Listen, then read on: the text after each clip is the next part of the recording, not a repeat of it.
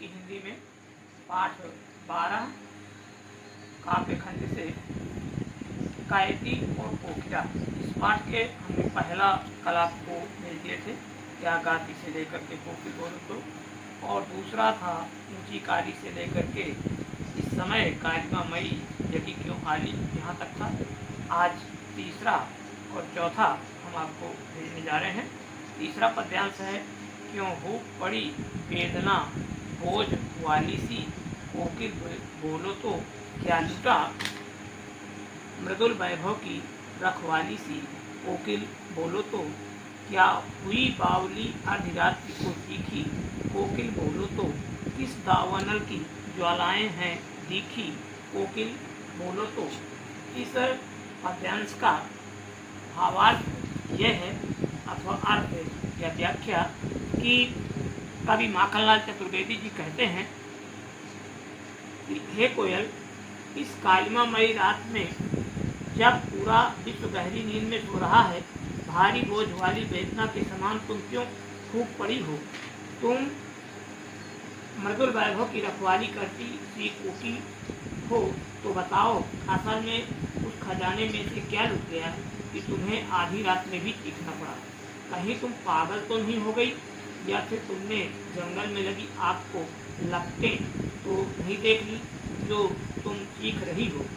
इस तरह से ये आपका तीसरा पद्यांश का अर्थ समाप्त हुआ। और अब अगला पद्यांश है,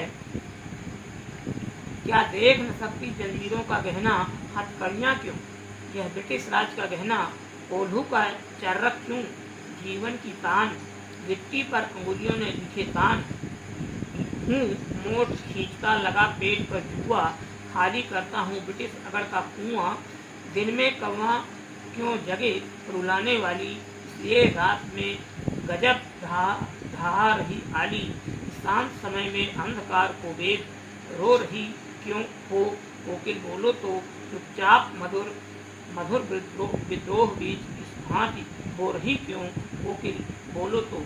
इस तरह से इस चौथे पद्यांश का भावार्थ ये है कि कवि तथा अन्य क्रांतिकारियों को स्वतंत्रता संघर्ष में भाग लेने के कारण बंदी बनाया गया है। वे जेल के अत्याचारों को साहस और स्वाभिमान पूर्वक सहते हैं।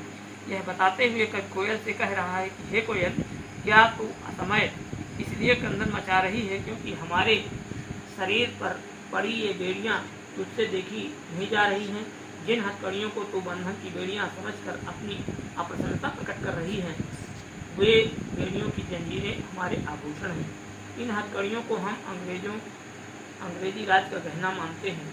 हमें जेल में कोल्हू खींचना पड़ता है, उसकी चर्रकपूर्ण आवाज़ को हम जीवन का संगीत मानते हैं। पत्थर तोड़कर हम जो गिट्टियाँ बनाते हैं, उस पर हमारी अंगुलियाँ मानो बीच उठती हैं। मैं पेट पर कुआं बांध कर मोटा या चरस पानी खींचने वाला बड़ा थैला खींचता हूँ। इस तरह जो पानी कुएं से निकाला जाता है वह ब्रिटिश अकड़ है, जिसे हम धीरे धीरे नष्ट कर रहे हैं। ये कोयल, मैं समझ चुका हूँ कि तू असमय अर्थात रात्रि में अपना स्वर सुनाने आई है। तुझे पता है कि दिन के समय में हम क्रांतिकारियों को घोर यातनाएं देते हुए कठिन परिश्रम कराया जाता है।